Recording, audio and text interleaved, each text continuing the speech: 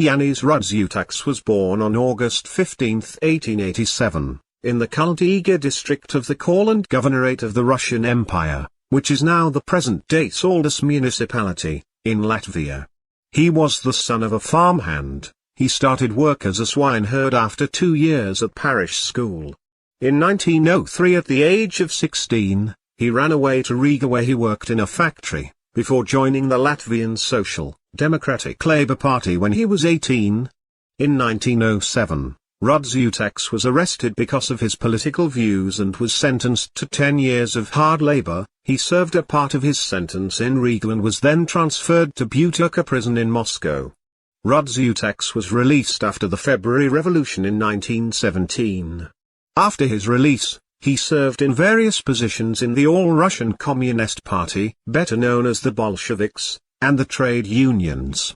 As head of the State Water Transport Administration in 1918, he organized the emergency food supplies along the Volga River to Moscow. This supplied the city during the Russian Civil War's early days. In November 1919, he was posted to Tashkent, in what is now Uzbekistan, as a member of the Turkestan Commission, in charge of imposing communist rule in Central Asia. In March 1920 he was elected to the Central Committee of the Bolshevik Party. In November 1920, he was appointed Secretary of the All-Russian Central Council of Trade Unions. In that role he supported Vladimir Lenin's position both against the workers' opposition, who wanted to put the unions in control of industry, and against the left, who proposed incorporating the unions in the state apparatus. At the 10th Congress of the Bolshevik Party, which was dominated by arguments over the future of the unions, Rudzutaks was re-elected to the Central Committee with 467 votes, 9 more than Joseph Stalin.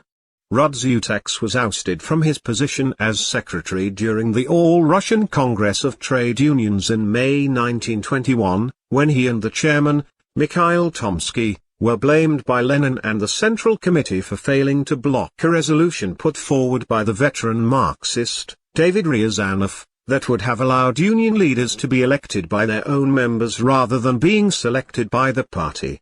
In April 1922, he was sent back to Tashkent, with Tomsky, to supervise the establishment of the Turkestan Autonomous Soviet Socialist Republic. This would later become the Soviet republics of Kazakhstan, Turkmenistan, Uzbekistan, Kyrgyzstan, and Tajikistan.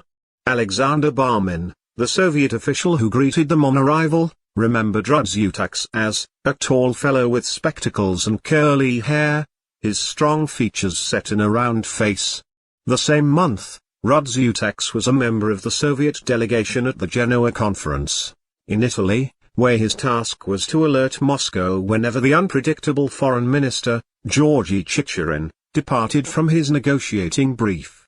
From 1922 to 1923 he was the chairman of Central Asian Bureau of the Central Committee of the Bolshevik Party. In April 1923 he was recalled to Moscow to work as one of 3 secretaries of the Central Committee, working alongside Stalin, who was their general secretary. Early in 1924, Lenin dictated his famous testament, calling for Stalin to be removed from his posts. It was rumored that Lenin's intention was to install Rudzutaks, or Trotsky, as the new general secretary. This story was mentioned in the memoirs of the old guard Bolshevik Anastas Mikoyan, and in the novel Children of the Arbit by Anatoly Rybakov. It may be why Stalin removed him from the secretariat in May 1924 after Lenin's death. Rudzutaks continued to hold high office, and backed Stalin against Trotsky and his other opponents within the Soviet leadership. From 1924 until 1934 he was the People's Commissar for Transportation. In 1926 Rudzutaks was appointed Deputy Chairman of the Council of People's Commissars, which was the equivalent of Deputy Premier, and held this position until 1937. In January 1926 he was made a candidate member of the Politburo. In July the same year, he was raised to full membership in place of Grigory Zinoviev, who was expelled as a member of the left opposition. In February 1932, Rudzutaks gave up his place on the Politburo upon being appointed chairman of the Central Control Commission. He was, outwardly, totally, loyal to Stalin, maintaining that even to question whether Stalin should be subject to re-election was a betrayal of the party. In February 1934, he was removed and replaced by the more hardline Lazar Kaganovich. He was restored to the Politburo, but only as a candidate. Rudzutaks was suddenly expelled from the Politburo and Central Committee on May 24, 1937, on the same day as the Red Army Marshal Mikhail Tukhachevsky. There are also two conflicting stories about the circumstances of his arrest. One, published in the Soviet press in 1963, is that he was in a lively conversation in his dacha with a friend and two other painters when he was arrested. The other is that he was holding a dinner party after a visit to the theater, when the NKVD arrived and arrested everyone present. A woman named Yevgenia Ginsburg, the wife of a senior Bolshevik who survived the gulags, wrote sharing a cell in Butica prison with 37 other women, 4 of whom were dressed in absurd low-cut evening dresses, crumpled and bedraggled with high-heeled shoes.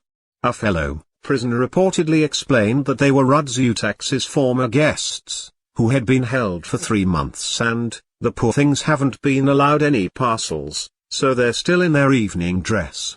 This was the first arrest of a sitting member or candidate member of the Politburo, with no record of opposing the party, and a signal that nobody, no matter how senior, apart from Stalin himself, was safe.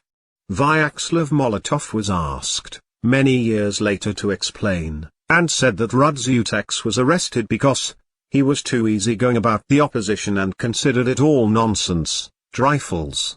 That was unforgivable, and because he indulged too much in partying with Philistine friends. Rudzutaks reportedly showed great courage under torture. Molotov was one of a delegation from the Politburo who visited him in prison, and recalled, Rudzutaks said he had been badly beaten and tortured, nevertheless he held firm. Indeed, he seemed to have been cruelly tortured.